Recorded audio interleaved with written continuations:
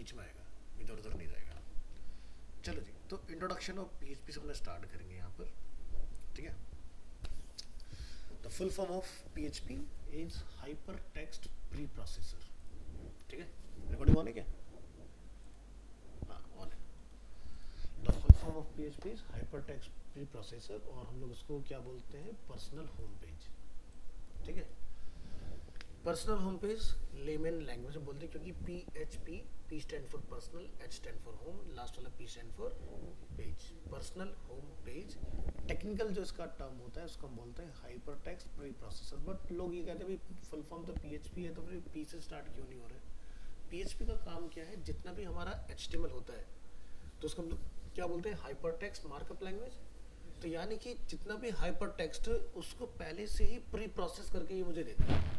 इसका technical name क्या बनता है, हाइपर टेक्स्ट प्री प्रोसेसर। यानी कि ये यूजर के पास जाने से पहले सर्वर से डेटा प्रोसेस करके आपको दे देगा।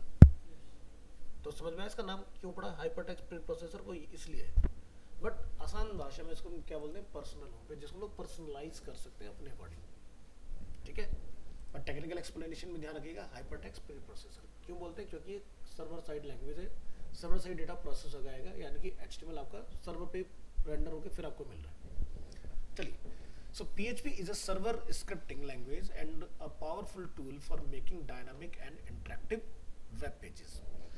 And PHP is widely used free and efficient alternative to competitors such as Microsoft ASP. ठीक है, तो मार्केट में तीन बहुत पॉपुलर लैंग्वेज है। वन इज JSP जो कि सबसे ओल्डर है, उसके बाद आया ASP जिसको माइक्रोसॉफ्ट ने इंट्रोड्यूस किया, और थर्ड है PHP जिसको फेसबुक ने इंट्रोड्यूस किया, ठीक है। और जो हम लोग जिसकी बात करते हैं JSP, जावा सर्वर पेज जिसकी फुल फॉर्म होती है, ASP एक्टिव सर्वर पेज होती है, PHP hyper text pre processor या फिर पर्सनल होम पेज, ये हम लोग बोलते हैं। इन सब में सबसे आसान जो है वो है PHP। इजी भी है, कोई टेक्निकल बैकग्राउंड की रिक्वायरमेंट नहीं है, और anyone can learn very easily. बस उसका एक बेसिक नॉलेज होनी चाहिए HTML CSS एंड जावास्क्रिप्ट की। अब माइक्रोसॉफ्ट ने बनाया ASP, और जो आपका JSP था उसको बनाया जावा सन ओरेकल ने, ठीक है। ठीक है, तो आप जब भी यहाँ सर्च करते हो जावा सन,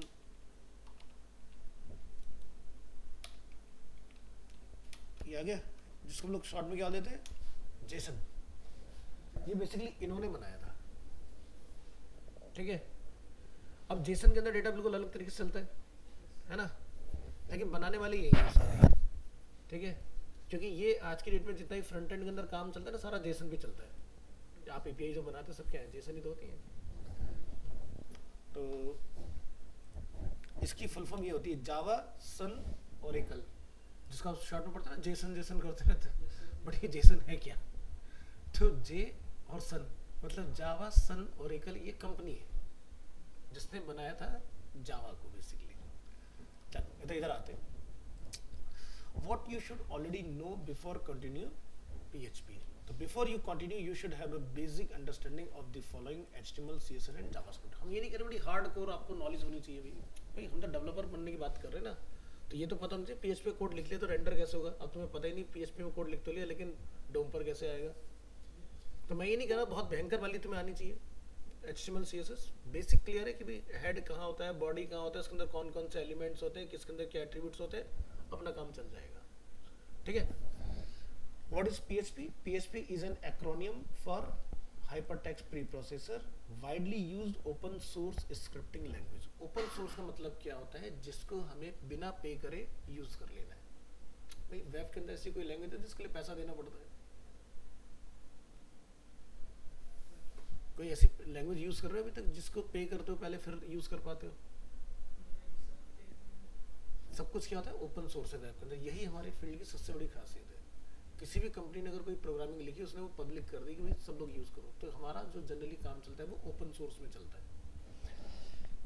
तो ओपन सोर्स का मतलब ये होता है कि यानी कि कल को मान लो हमारा तुषार जो है वो बहुत हैवी डेवलपर बन जाता है, तो तुषार क्या कर सकता है, ओपन सोर्स में कंट्रीब्यूशन कर सकता है। भाई इस कोड को ऐसे भी लिखा जा सकता है। ओपन सोर्स मतलब ये नहीं कि सिर्फ लेना ही है, हम दे भी सकते हैं, ठीक है। तो आपने देखा होगा कि बहुत सारी चीज़ें जो है किसी ने बनाई लेकिन किसी और ने उसको एनहांस करके कुछ और बना दिया, जैसे कि जावास्क्रिप्ट को किसने बनाया? टिम बर्नर ली ने। उसके बाद में उसको एडवांस किसने कर दिया? गूगल ने, जिसने उसको क्या नाम रख दिया? जे क्वेरी। ठीक है, जे क्वेरी जो है वो गूगल ने लिखी है, जिससे उसने क्या करा, लोगों में पॉपुलैरिटी कैसे लेकर आया कि भाई आपकी वेबसाइट ढंग से नहीं चल रही तो जे क्वेरी लगा लो, तो सभी ब्राउजर पर ढंग से काम कर जाएगी। पहले के टाइम में ये बड़ी प्रॉब्लम थी ना कि भाई इस पे कुछ और आ रहा है, उस पर कुछ और आ रहा है, उस पर कुछ और आ रहा है। 2014 के बाद ही तो प्रॉब्लम खत्म हुई। तो पहली जो जावा बूटस्ट्रैप लिखी गई थी वो जेक्वेरी के साथ लिखी गई। अब बूटस्ट्रैप किसने लिखी? वो ट्विटर ने लिखी। अब ट्विटर ने तो फ्रेमवर्क बना दिया ना HTML CSS लगा के, लेकिन जो जेक्वेरी थी वो उसने गूगल से ले ली उठा के। तो कोई भी कंपनी किसी भी टेक्नोलॉजी यूज़ कर सकती है। यहाँ पर कुछ ऐसा नहीं कि भाई गूगल अपना ही चलाएगा, फेसबुक अपना चलाएगा, वो अपना चलाएगा, ऐसा कुछ नहीं है। जिसको जिसका जो पार्ट अच्छा लग रहा है वो ले लो, क्योंकि भाई साहब जितनी भी बढ़िया लैंग्वेजेस आप आज की डेट में चला रहे हो उसको लाने वाली ही यही कंपनियां हैं। अगर मैं आपसे ये कहूँ कि HTML5 को कौन लेकर आया, तो डेल, IBM, एप्पल, HCL, ये कंपनी जिन्होंने कंट्रीब्यूशन किया तब जाके HTML5 बना। नहीं तो HTML5 नहीं दिखता किसी को मार्केट के अंदर, क्योंकि भाई सीधी सी बात है, जो बड़े बिग प्लेयर हैं उन्हें अपना कंटेंट कुछ अलग तरीके से दिखा रहे हैं। अब जैसे अच्छी मूवीज में जैसे अब जब आप देखते हो हॉलीवुड की, तो वो लोग क्या करते हैं, भाई डिटेलिंग बहुत अच्छी चाहिए हमें, तो वो क्या करते हैं, ILM के पास जाते हैं, मतलब इंडस्ट्रियल लाइट एंड मैजिक, जिससे फुल फॉर्म ऑफ ILM, जिन्होंने VFX बनाया। अब वो क्या करते हैं कि भाई सर अच्छा तुम्हें पानी का एक शॉट बनाना है, कुछ जैसे कोई एलियन शिप पानी में से निकल के आई, बिल्कुल रियलिस्टिक चाहिए मेरे को, एकदम जैसे कि रियल में पानी से बाहर निकली, तो वो क्या करते हैं भाई सर, एक नया सॉफ्टवेयर बना डालते हैं तुरंत उस पर्टिकुलर चीज़ को। So, what is PHP? PHP is an acronym for Hypertext Preprocessor and widely used open source scripting language. Scripts are executed on the server, यानी कि जो भी आपने सर्वर लिया होगा, and is free to download and use. आप इसको free में डाउनलोड कर सकते हो और यूज कर सकते हो। PHP is an amazing and popular language. It is powerful enough to be at the core of the biggest blogging systems on the web, which is WordPress. यानी कि वर्डप्रेस जो हम लोग चलाते हैं ये भी PHP से ही बना है पूरा। It is deep enough to run large social network, मतलब बात हो रही है फेसबुक की, ठीक है। It is also enough to be a beginner's first server side language, ठीक है। मान लो कि अभी आपकी क्या बिगिनिंग है, आप PHP का कुछ भी नहीं जानते, आपके लिए बेस्ट है कि आप यहाँ से अपना जर्नी स्टार्ट करो। आप बोलो कि सर मुझे तो JSP सीखना है या ASP सीखना है, तो बेटा पहले पढ़ के आओ उधर और डिफरेंट लैंग्वेजेस, तब पढ़ पाओगे इसको। लेकिन PHP क्या कहता है, HTML CSS जावास्क्रिप्ट, 3 चीज़ें पढ़ो और मेरे ऊपर काम करना स्टार्ट कर दो। What is a PHP file? PHP file can contain text, HTML, CSS, JavaScript and PHP code. PHP code is executed on the server and the result is returned to the browser as a plain text. यानी कि जैसे हमने last class में देखा कि आप कितना भी PHP का लिख लो पीछे, वो कभी दिखेगा ही नहीं आपको सीधे उसका आउटकम रिसीव होता है। What can PHP do? So PHP can generate dynamic page content. Dynamic page content से हमारा मतलब ये है कि जहाँ पर यूज़र आके अगर खुद से कुछ चेंजेस वगैरह करना चाहे वो कर सकता है, या जैसे कि हम अगर अपने अगर एज ए डेवलपर देखें तो हम क्या करते हैं कि भाई हमने हेडर फुटर जैसे लास्ट क्लास में डायनामिक बनाना सीखा कि भाई हमें कुछ भी चेंज कराना, हमने चेंज किया, वो एंड यूज़र को वो चीज़ चेंज होकर फटाक से मिल जाएगी। PHP can create, open, read, write, delete and close files on the server. यानी कि हम लोग PHP की हेल्प से फाइल भी बना सकते हैं। ये नहीं कि मैं मैन्युअली बना के आऊँगा फाइल, आप कमांड रन करो फाइल बन जाएगी। आप कमांड रन करो, फाइल को रीड कर सकते हो, अपडेट कर सकते हो, रिप्लेस कर सकते हो, सारे काम करा सकते हो। यही तो होता है CRUD operation. PHP can collect form data, यानी कि एक यूज़र अगर कोई फॉर्म सबमिट कर रहा है तो मैं उसका डेटा कैप्चर कर सकता हूँ, ठीक है। PHP can send and receive cookies, हम कुकीज़ भेज सकते हैं। कुकीज़ के डिफरेंट टाइप्स होते हैं, मे बी वो सेशन कुकी हो सकती है, ठीक है, मे बी वो स्टोरेज कुकी हो सकती है, किसी भी तरह की हम लोग कुकी बना सकते हैं। PHP can add, delete, modify data in your database, यानी कि हम लोग ये काम तो सीधे सर्वर के ऊपर कर ही रहे हैं, प्लस ये काम हम लोग डेटाबेस में भी कर सकते हैं। तो भाई मान लो मेरे पास एक डेटाबेस अवेलेबल है इंस्टीट्यूट के नाम से, उसके अंदर फैकल्टी, स्टूडेंट, बैचेज, अटेंडेंस, इस तरह से अलग अलग टेबल्स हैं, तो मैं उसके अंदर कुछ भी जाके चेंजेस करके आ सकता हूँ। PHP can encrypt data, encrypt मतलब कि आप PHP से अगर कुछ डेटा यूज़र से ले रहे हो तो आप उसको प्रोटेक्शन लगा के इनक्रिप्ट कर सकते हो। यानी कि मान लो मैंने एक पासवर्ड लेकर 1 2 3 4 5 6, अब बैकएंड में तो वो दिख जाएगा साइट ओनर को, बट हम चाहते हैं कि साइट ओनर को भी ना पता चले, तो हम लोग क्या कर सकते हो, इनक्रिप्ट कर सकते हैं, हैश प्रोटेक्शन लगा देते हैं इसके अंदर हम लोग, ठीक है। PHP can be use to control user access, मतलब कि एक यूजर को मैं अब किसी पर्टिकुलर पेज पे जाने के लिए कहता हूँ कि पहले लॉगिन करो फिर आओगे, ऐसे नहीं। जैसे फ्लिपकार्ट पे अगर आप कोई प्रोडक्ट लेना चाहोगे तो फ्लिपकार्ट क्या कहता है, पहले लॉगिन करो फिर लोगे, तो हमने क्या लगा दिया, यूजर एक्सेस। ठीक है, with PHP you are not limited to output HTML, you can output images of PDF files, you can output any text such as XHTML and XML, यानी कि हम कुछ भी PHP से चला सकते हैं।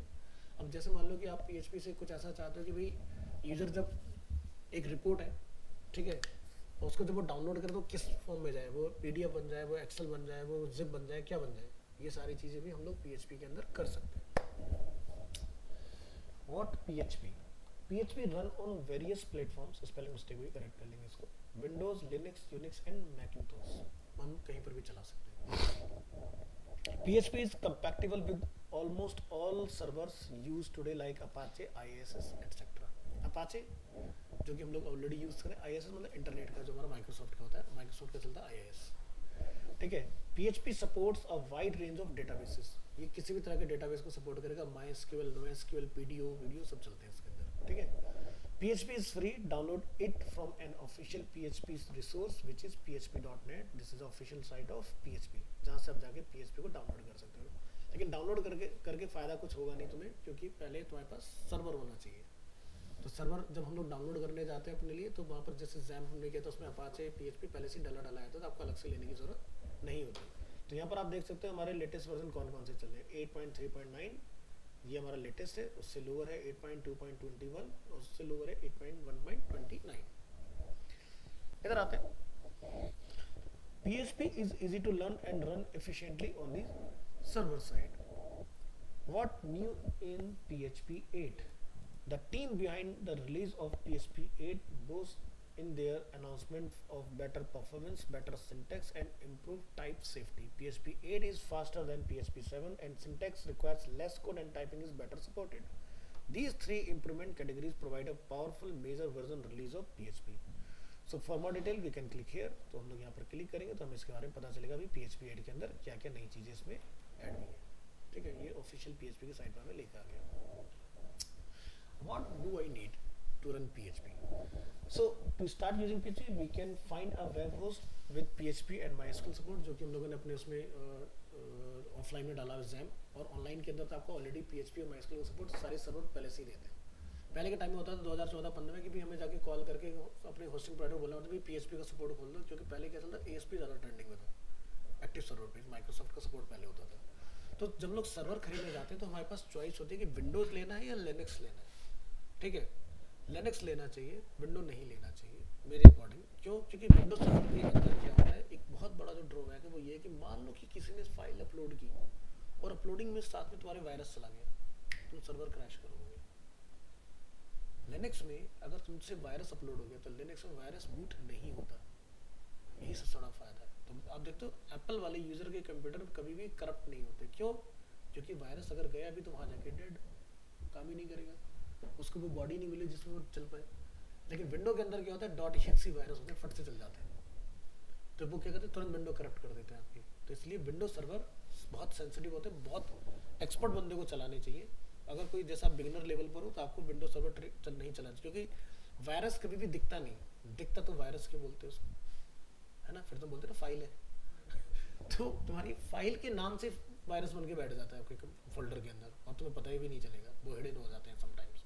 और जब आप ड्रैग एंड ड्रॉप करोगे, तुमने वायरस भी सर्वर को दी थी, अब सर्वर गया, तुमको जी भैया मेरी वेबसाइट नहीं चल रही, क्यों नहीं चल रही, तुमने वायरस अपलोड कर लिया उसके अंदर। सो इसलिए इस चीज़ का हमें ध्यान रखना होता है। जो जब लोग होस्टिंग खरीदने जाते हैं, जैसे कि होस्टिंगर, या अगर मैं एग्जांपल के लिए बात करता हूँ बिग रॉक, तो bigrok.in पे आपको चॉइस मिलती है वेब होस्टिंग के अंदर भी लिनक्स लेने की विंडो। तो विंडो में क्या लिखा रहा, IIS, ये तो मैंने पढ़ाया अभी कि दो तरह के हमारे वो होते हैं, अपाचे एंड IIS। तो यहाँ पर आप देख रहे हो, ये आपको दिखाई दे रहा है, ये क्या है, fully feature Linux panel with cPanel, Perl, PHP and more. यानी कि अगर मैं PHP पढ़ रहा हूँ तो मेरे लिए सबसे बढ़िया क्या है ये। अब ऐसा नहीं कि मैं विंडो के अंदर वो नहीं चला सकता, PHP चला सकता हूँ, दोनों में ही चल सकता है। ठीक है, आप इसके अंदर ASP चला सकते हो, इसके अंदर PHP चला सकते हो, but for a security side अगर मैं देखूँ तो लिनक्स मेरे लिए ज़्यादा बेस्ट होता है। अब यहाँ पर जब हम लोग लेके आते हैं इसको तो आप देखेंगे दो चीज़ आपको मिलेंगे, वन इज इंडिया, इंडिया के पैसे आपको मिलेंगे ज़्यादा, दूसरा मिलेगा यूएसए, यूएसए के पैसे क्या जस्ट आधे हो गए। अब बंदा जब होस्टिंग खरीदने जाता है तो वो क्या कहते हैं कि भैया यूएस में पैसे कम लग रहे हैं, क्योंकि हम तो पैसे वाले दिमाग से चलते हैं ना, कहाँ पैसा कम लगा वहाँ खरीद लो। तुम्हारा जो ट्रैफिक है वो है इंडिया से, तुम वेबसाइट को चला रहे हो यूएस में, तो तुम चौड़ा बेवकूफ़ कौन है? तो मेरा ट्रैफिक ही जो है, जब मेरी वेबसाइट पे जो क्लाइंट आएगा वो इंडिया से, तो इंडिया में चलाओगे ना। अगर तुम्हारा लगता है कि ट्रैफिक जो यूएसए में है तो यूएस का सर्वर खरीदो।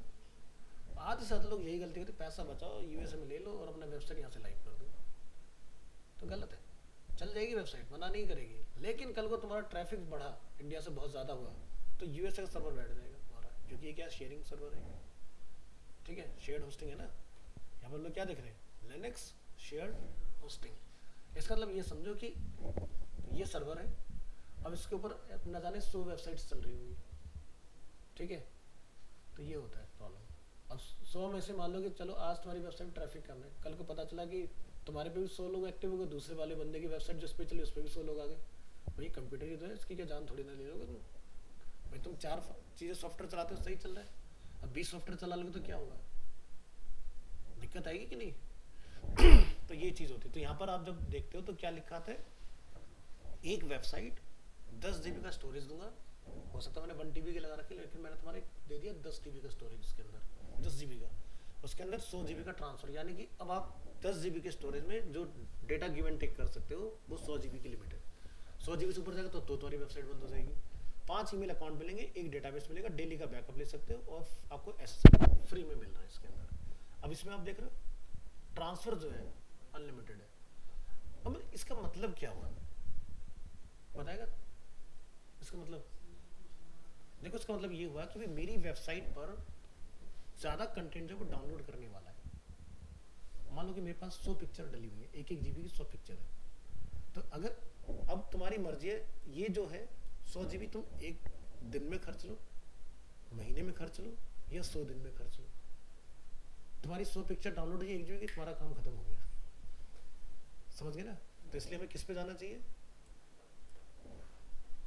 अनलिमिटेड ट्रांसफर के ऊपर। यानी कि मुझे नहीं पता यूजर कितना डाउनलोड करे ना करे, मेरे को टेंशन नहीं, मेरी वेबसाइट बंद नहीं होनी चाहिए, चाहे पहले से थोड़े से एक्स्ट्रा लग जाए, समझ गए ना।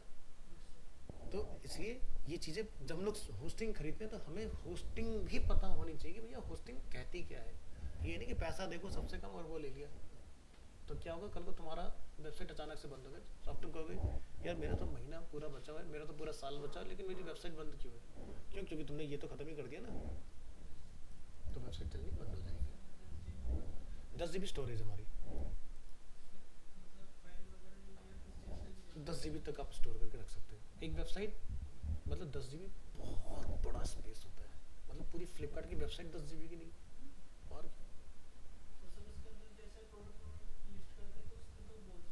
इसलिए तो फ्लिपकार्ट क्या करता है, नहीं समझे अभी तक हमने क्या देखा, फ्लिपकार्ट फ्रंट एंड चलाता है अलग, बैक एंड चलाता है अलग, इमेज लाता है अलग जगह से, 3 अलग जगह से क्यों लेकर आता है, लोड बैलेंसिंग। अब सारी चीज़ें अगर एक ही जगह पर रख लोगे, इसको ऐसा समझो कि मैंने अमित को बोला, अमित 100 किलो वजन है, इसको लेके जरा बाहर रख दे। अब अमित की बेचारे की हालत खराब, बाहर जाते आते इसको लेके, चलो जो उसमें कहने पे ले गया, गेट तक चला गया, बाहर जाके कितनी दूर जाएगा, थोड़ी देर में तो बैंड बजी जाएगी ना। अब मैं अमित को कहता हूँ, अमित ये 25-25 किलो के 4 बैग हैं, अमित कहता अच्छा सर लाओ मैं लेके चलता हूँ, क्योंकि अब मेरे लिए लोड आसान हो गया ना। तो हम लोग अलग अलग सर्वर से अलग अलग चीज़ें क्यों लेके आते हैं कि भैया जब मेरा कोड लोड होगा तो फ्रंट एंड एक सर्वर से आएगा, बैक एंड एक सर्वर से कनेक्ट हो रहा होगा, और इमेजेस एक सर्वर से आएंगे, तो तीनों चीज़ आके एक जगह पर बड़ी जल्दी से लोड हो जाती है। अब सब एक ही जगह से खींचोगे तो क्या होगा, टाइम ज़्यादा लगेगा ना। इसको ऐसा समझो कि मेरी कार है 3 सिलेंडर, मेरी कार है 4 सिलेंडर, 4 सिलेंडर ज़्यादा एफिशिएंट होगी, 3 सिलेंडर ज़्यादा एफिशिएंट होगी, 4 सिलेंडर ज़्यादा होगी। क्यों भाई, 4 सिलेंडर है, चारों सिलेंडर अपना लोड बैलेंस करके अपना काम कर रहे होंगे। इससे क्या फ़ायदा होगा, गाड़ी की आवाज़ कम हो जाएगी, इंजेक्टर जो होंगे चारों इंजन सिलेंडर में तेल डाल रहे होंगे, तो क्या होगा, स्मूथ हो गया ना, यानी मेरी एफिशिएंसी बढ़ गई, गाड़ी फास्ट चलेगी, एवरेज अच्छा होगा। अब तुम्हारी गाड़ी है 1 सिलेंडर, अब जैसे बाइक है, अब जब बाइक तुम 100 की स्पीड पर चलाते हो उसकी आवाज़ बदल जाती है, मैं फिर तुम 150 सीसी लाते हो, तो यानी सिलेंडर बढ़ा हुआ, तो यानी और ज़्यादा आपकी बाइक बढ़ी होगी, फिर 250 सीसी लाते हो, ऐसे करते करते सीसी बढ़ता जाता है, जितना एरिया बढ़ता जाएगा पिस्टन का उतना आपका काम अच्छा होता जाएगा। फिर बाइक में आता है V8 इंजन, ऐसा वाला इंजन आता है, तो उसमें 2 सिलेंडर होते हैं, इधर से चलते हैं, जैसे इधर से जाएगा तो ये बाहर आएगा, ये जाएगा तो ये बाहर आएगा, इनपुट आउटपुट ऐसे चलता रहता है फटाफट। तो क्या होता है, आपकी वो बाइक और तगड़ी होती है V8 इंजन वाली, है ना। तो ये सिस्टम है। तो वही चीज़ है कि भाई एक जगह पर मैं एक पाइप से 4 चीज़ें पहुँचा रहा हूँ, तो जो आगे की पहले वही तो जाएगी, उसके पीछे वाली जब आगे वाली निकल जाएगी तभी तो निकलेगी बाहर। अब मैं एक पॉइंट पर 4 चीज़ें 4 अलग पाइप से लेके आ रहा हूँ, तो चारों एक ही साथ पहुँचेंगी ना। तो फ्लिपकार्ट जब चलाते हो तो ये मुझे ऐसा लगता है जैसे पहले से खुला हुआ था। अब तू अपनी अगर रिएक्टर बनाता है तो क्या इतनी तेज चलती है? खुल तो जाती है, लेकिन लोकल में भी इतनी तेज नहीं खुलती जितनी तेज इनकी खुलती है। क्यों?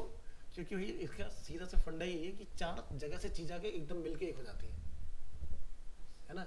अब तुम एक ही जगह से सब चीज उठाओगे कि भाई कोड भी वहीं से ला रहा हूँ मैं, फोटो भी वहीं से ला रहा हूँ, वीडियो भी वहीं से ला रहा हूँ, बैकएंड भी वहीं से चला रहा हूँ, तो कैसे कर लोगे काम?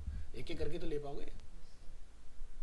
तो ये होता है। अब जैसे मान लो अगर यकीन ना हो तो आप देखो, मैं यहाँ से एक फ़ोटो खोल लेता हूँ, राइट क्लिक करा और ओपन, मैंने इमेज करा न्यू, तो कहाँ से आ रही है? क्या फ्लिपकार्ट से बात है?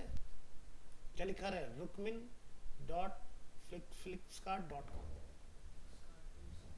फ्लिपकार्ट नहीं है, ये किसी अलग जगह से आ रही है वेबसाइट, उसमें जो फोटो है। समझ में आया? तो बहुत तेज़ है ये लोग, तभी तुम्हारे इतना तेज़ दौड़ रहा था, धड़ाधड़ चीज़ें। ये थोड़ा है कि भाई हमारी तरह वहीं पर कोड रखा, वहीं पर एक इमेजेस का फोल्डर बनाया इमेज आ गई वहाँ से, ऐसे नहीं चलता।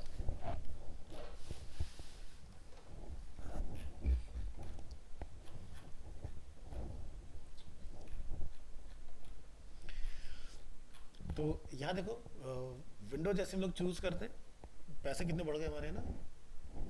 अब यहाँ पर इसी चक्कर में आधे से लोग गलतियाँ कर लेते हैं, भैया यूएस में खरीद लेते हैं। नहीं लेना चाहिए। अगर आप इंडिया में हो, आपका वेबसाइट इंडिया स्पेसिफिक है, तो आप इंडिया में ही अपना सर्वर बनाएंगे, ना कि यूएसए में अपना सर्वर बनाएंगे। क्योंकि अब आप खुद बुद्धि लगाओ ना कि डेटा इंडिया से पहले आपकी वेबसाइट को जल्दी से लोड कराएगा, यूएसए से आके आपकी वेबसाइट को जल्दी लोड कराएगा। जब यूएस से यहाँ तक आएगा तो क्या होगा, आपका लोडिंग का टाइम बढ़ जाएगा। वहीं से इंडिया से सीधे उठा और सीधे यूजर के सामने गया तो जल्दी पहुंचेगा। तो हमारे यहाँ सारे सर्वर कहाँ हैं? बॉम्बे में। हमारे जितने भी सर्वर हैं इंडिया के, वो सब कहाँ पर है? बॉम्बे के अंदर है। ठीक है। बट जो नेट का सोर्स है वो यूएस से है। इंटरनेट जो पूरी दुनिया को मिला वो यूएस से चलता है। तो किसी कंट्री का अपना खुद का इंटरनेट नहीं है, हम सब अमेरिका के उस पर चल रहे हैं। यानी कि उसने अपना करा भी, मेरा मन नहीं आज इंटरनेट बंद कर रहा, सब पूरी दुनिया होने वो नीचे, सारा शेयर मार्केट बंद, सब बंद। हम चले गए भाई सब आदि मानव वाले टाइम सब पीछे पहुंच जाएंगे भाई, सब चीज़ें बंद, ना कोई फ्लाइट से कनेक्ट कर पाएगा ना कुछ कर पाएगा, क्योंकि भैया पूरी दुनिया आज के डेट में इंटरनेट से कनेक्टेड है। इंटरनेट नहीं तो कुछ नहीं। अब एक एग्जांपल होता है, आज फ़ोन में गाने सुनते हो, फ़ोन में गाने सुनते हो तो कैसे सुनते हो? एफएम चलाते हो क्या? इंटरनेट चलाते हो ना। अब मुझे तो नए फ़ोन में क्या एफएम आ रहा है? नहीं आ रहा ना, बंद हो गया। जब भी उससे तेज तो इंटरनेट से चल जाता है। अब एफएम क्या होता है, जब तक तुम ज़मीन के ऊपर हो तो सिग्नल अच्छे। मैं किसी बिल्डिंग के अंदर घुस गया, जैसे हम लोग यहाँ बैठे हो, तो क्या यहाँ एफएम के सिग्नल आएंगे? नहीं आएंगे। फिर यहाँ नेट आएगा, नेट आएगा तो मेरा एप्लीकेशन चलेगा, एप्लीकेशन चलेगा तो गाना चलेगा। तो समझ गए ना हम कहाँ पहुँच गए? घूम फिर के इंटरनेट के ऊपर। अब इंटरनेट का कट ऑफ हो गया तो क्या होगा? अब रेडियो सिग्नल कौन यूज़ करता है? कोई नहीं यूज़ करता। क्या भाई, कुछ चीज़ें होती हैं जो मोनोपोली होती है। अब जैसे क्या होता है कि हम अगर पढ़े लिखे हैं और अगर हम अनपढ़ हैं, तो हम अनपढ़ अगर होंगे तो हमें कोई ये कहेगा, हमें आके डराएगा हमारा नेता कि भैया चाइना जो है ना न्यूक्लियर बम फेंकने वाला है तुम्हारे ऊपर, अपना सब कुछ मेरे नाम कर दो तो मैं देश को बचा लूँगा। अब जो अनपढ़ होगा वो कहेगा भैया शायद ऐसा हो सकता है, चाइना फेंक रहा हो, इसको दे दो पैसे। ले लिए उसने तुमसे पैसे क्योंकि तुम हो अज्ञान। अब अगर तुम ज्ञानी हो तो अब तुम कहोगे भैया कैसे फेंक देगा बताओ ज़रा। अब वो कहेगा बंदा कि फंसेगा तुम्हारे उस चीज़ के ऊपर।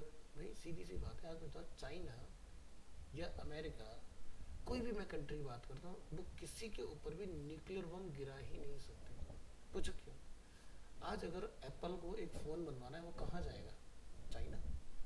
चाइना ने अपना सामान बना लिया, वो कहाँ बेचेगा? अपने आस पड़ोस के देश में। तो यानी कि सब क्या है, एक दूसरे पे डिपेंडेंट है।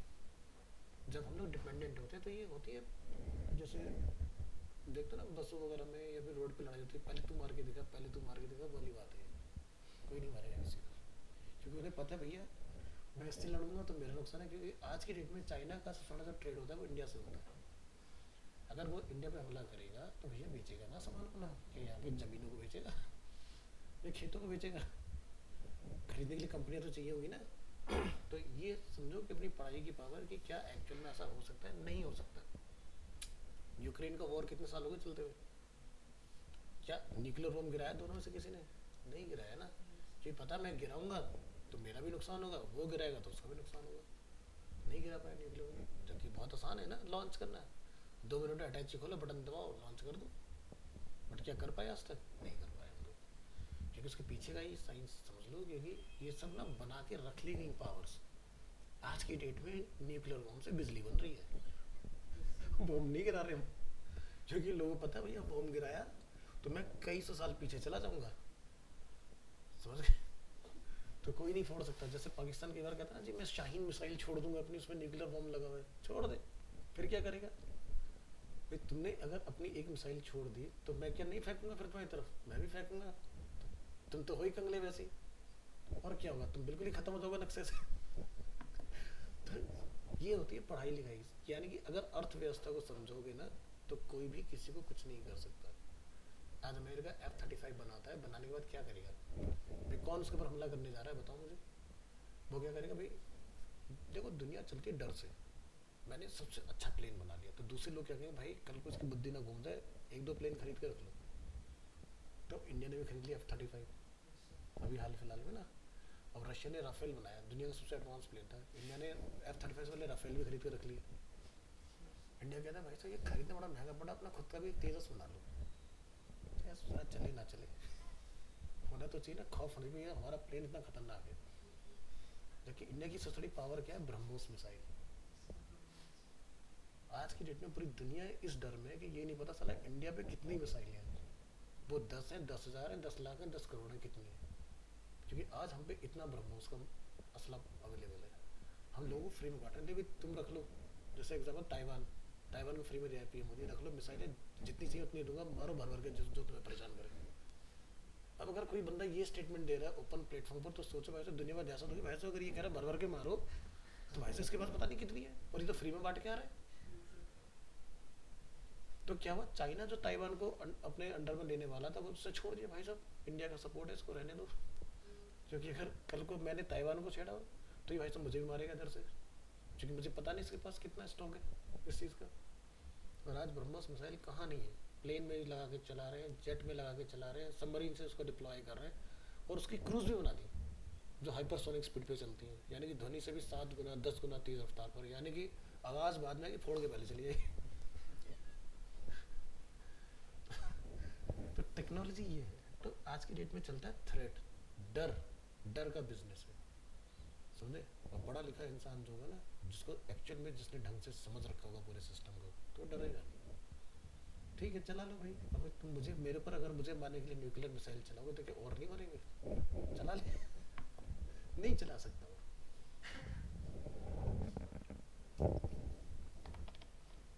पूरी दुनिया का एक करार सेट हो गया कि अब से कोई न्यूक्लियर बम नहीं बनाएगा, जिसने बना लिया अब नहीं बना सकता। अमेरिका ने क्या किया था जब बनाया था ना, तो उसने इंडिया के ऊपर बहुत पाबंदियां लगा दी थी, सैटेलाइट लगा दी थी ऊपर से। एक बनी थी ना हमारे यहाँ पर पोखरण करके एक मूवी बनी थी, ठीक है? तो अटल बिहारी वाजपेयी के टाइम में उन्होंने चुपचाप ये काम कराया था, पोखरण, हाँ जो पोखरण में हुई थी ना टेस्टिंग। तो वो क्या करते थे ऐसे टाइम पर काम करते जब अमेरिका का सैटेलाइट वहाँ पर नहीं होता था। जैसे सैटेलाइट घूम के आता था तुरंत अपना काम वाम सब बंद कर दिया करते थे, ठीक है? कि भाई ऐसी जो फोर्स की प्रैक्टिस चल रही है वहाँ पर।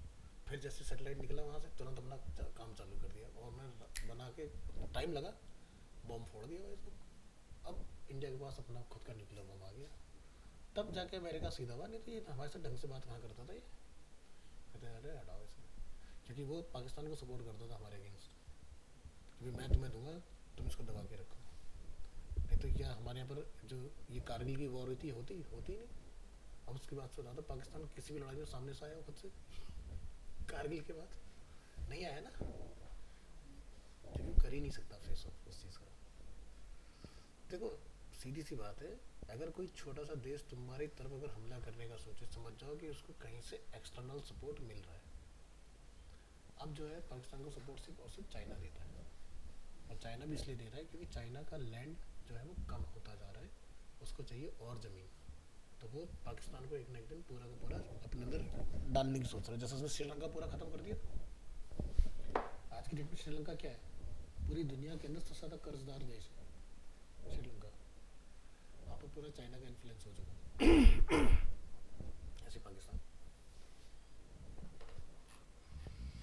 तो इसलिए सिर्फ उतना ही नहीं पढ़ो जितना हम हमारे फील्ड की चीज़ें हैं, दुनिया को जानना भी बहुत ज़रूरी है कि भाई चल क्या रहा है। क्योंकि कई बार इंटरव्यूज़ ऐसे होते हैं जिसमें आपके सोशल मुद्दे डिस्कस कर लिए जाते हैं, भाई तुम अपनी चीज़ों से ज़्यादा दुनिया से कितना कनेक्टेड हो। जी सर मैं तो न्यूज़ देखता नहीं, मैं तो सर मूवी कभी देखी नहीं। तो तुम बेवकूफ़ साउंड करते हो उस केस में फिर कि भाई ये बंदा सही नहीं है। तुम्हें हर चीज़ की नॉलेज होना ज़रूरी है।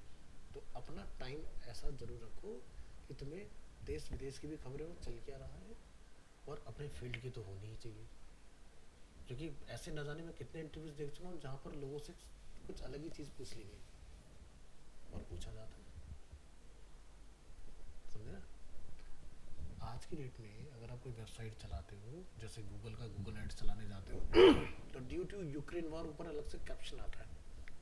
अब तुम सोचोगे इतने सीधे इंसान हो, तो ये नहीं पता यूक्रेन नाम का कोई वॉर भी चल रहा है। तो अजीब लगेगा कि नहीं लगेगा कि तुमसे पूछे हाल फिलहाल में वॉर कहाँ पर हुई, और तुम सोच रहे हो सर वॉर वॉर का तो मैंने कुछ सुना ही नहीं कहीं, हमारे आस पड़ोस में तो कोई हुई नहीं। वॉर चल रही है सर यूक्रेन। जैसे अगर ads.google.com अगर चलाते हो,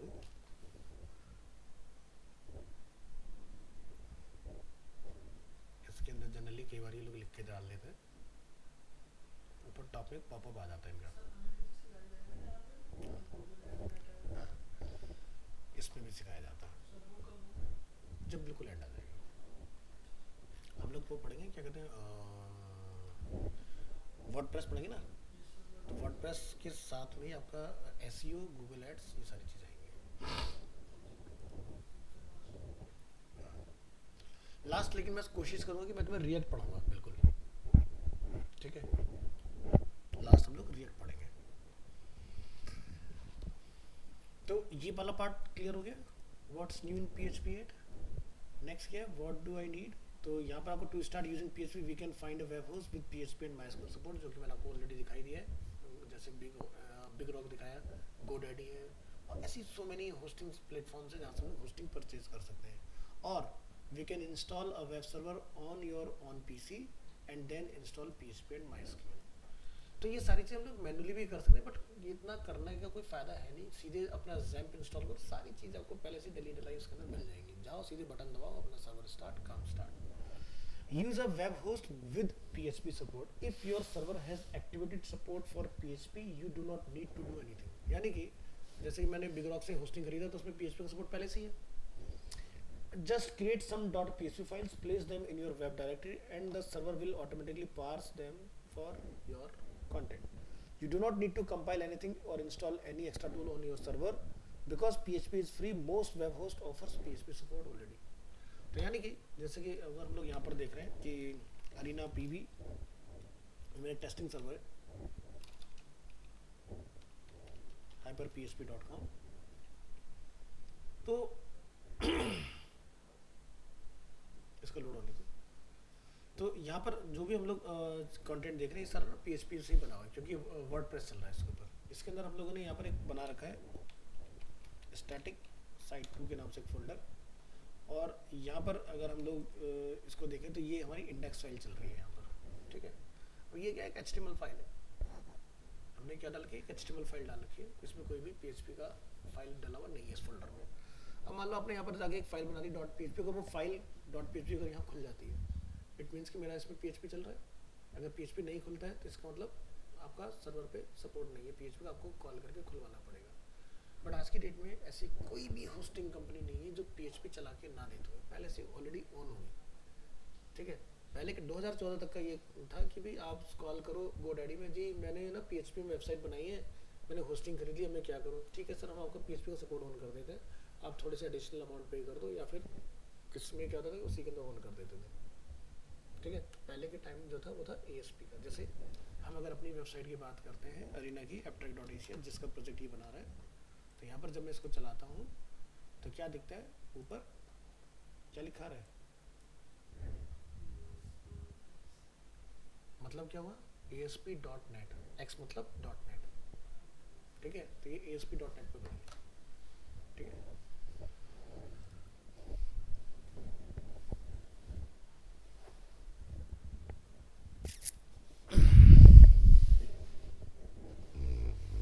आगे देखेंगे। Setup PHP on your own PC. However, if your server does not support PHP, you must install a web server, install PHP and install database such as MySQL। ठीक है, तब जाके आपका बेसिकली ये रन होगा। तो जैसे कि हमने यहाँ पर अपना XAMPP इंस्टॉल किया, तो आप देख सकते हो कि इसके अंदर अपाचे और MySQL दोनों चीज़ें अवेलेबल हैं। तो अपाचे मैंने आपको जैसे कि लास्ट क्लास में बताया था कि बहुत सारे लोग इंटरव्यू में बोलते हैं कि XAMPP is a server, but XAMPP server नहीं होता, अपाचे सर्वर होता है। जो कि अभी आपने थ्योरी में देखा कि अपाचे एंड ISS का जिक्र आया था। क्या लिखा है, PHP is compatible with almost all server used today, Apache and IIS। यानी कि अगर मैं जाता हूँ होस्टिंग खरीदने, विंडो में क्या आया था, IIS आया था, तो यानी कि मैं इसके ऊपर अपना PHP चला सकता हूँ। लिखा है ना, PHP is compatible with almost all server used today, यानी कि विंडो सर्वर पे भी चल सकता है, लिनक्स पे भी चल सकता है। पहले सिर्फ लिनक्स पे चलता था, आज के डेट में विंडो और लिनक्स दोनों के ऊपर इजीली अवेलेबल है, चला सकते हो आप, कोई दिक्कत वाली बात नहीं। तो XAMPP जो होता है वो हमें क्या देता है, अपाचे। तो ध्यान रखना, कभी भी इंटरव्यू में गलत बेवकूफ़ साउंड नहीं करना, आपने बहुत ध्यान से आंसर करना। जब बोला जाए, जनरली हम लोग बोल देते हैं वैम्प सर्वर, लिखा भी ऐसे ही आता है, XAMPP सर्वर, वैम्प सर्वर, बट हमें ध्यान रखना है XAMPP या वैम्प is not a server, Apache और IIS इज़ अ सर्वर। ठीक है, जो हमारे डेटा को प्रोसेस करते हैं। ठीक है, अगर आपके कंप्यूटर में PHP नहीं होगा, ठीक है, तो आपकी PHP का कोड ऐसे खुल जाएगा ब्राउजर में। जैसे एग्जांपल के तौर पर मैं इसको बंद कर देता हूँ, सर्वर बंद कर दिया हमने, अब मेरा PHP नहीं चल रहा ना, अब क्या होगा जरा देखो। मैं यहाँ से कौन सी ड्राइव में थे हम लोग, D ड्राइव, सर्वर, htdocs 10/30 जुलाई, आज की डेट, इंट्रोडक्शन ऑफ PHP को मैं ब्राउजर में खोल लेता हूँ। क्या हुआ, फाइल ओपन हुई नहीं हुई ना, कोड खुल गया यहाँ पर। तो अगर ऐसा हो जाए कभी आपके साथ, तो आप समझ जाना कि तुम्हारा सर्वर बंद है। अगर सर्वर खुला हुआ तो ये नहीं आएगा डॉक टाइप वगैरह लिखा हुआ, डेटा आएगा, और डेटा प्रोसेस नहीं हो पा रहा है ना, क्योंकि सब PHP के ऊपर हमारा फाइल बना हुआ है। समझ आया डिफरेंस? अभी सर्वर ऑन होगा तो मुझे मिलेगा डेटा प्रोसेस हो गए, अभी डेटा का रो खुल गया, मुझे इसका क्या करना है, यूजर को दिखा के HTML हेड, टाइटल वाइटल सारी चीज़ें, मुझे तो आउटपुट चाहिए था ना। अब जब मैं इसको चला लूँगा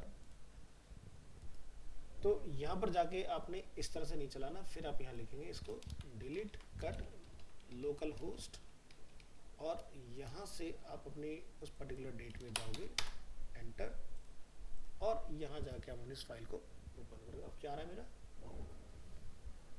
तो सर्वर क्या करता है, आपके PHP के डेटा को सर्वर से ही प्रोसेस करके आपको रिटर्न करके देता है। ठीक है, तो मान लो कि अगर इस फाइल में कहीं पर HTML कोड होगा तो आपको नहीं दिखाई देगा इसके अंदर, समझ गए? तो आज हमने सिर्फ और सिर्फ इसका क्या देखा, इंट्रोडक्शन। हम वेरिएबल वाले पार्ट से नेक्स्ट क्लास में डिस्कस करना स्टार्ट करेंगे, what is variables in PHP। बहुत आसान है PHP, अगर ध्यान से सीखोगे तो पूरा का पूरा जावास्क्रिप्ट है। ठीक है, कुछ भी इसमें अलग नहीं है, बस आपको ये ध्यान रखना है फाइल जो बनेगी वो .php बनेगी। ठीक है, और जब रिएक्ट पढ़ेंगे तो .js बनेगी, ऐसे होता है ना।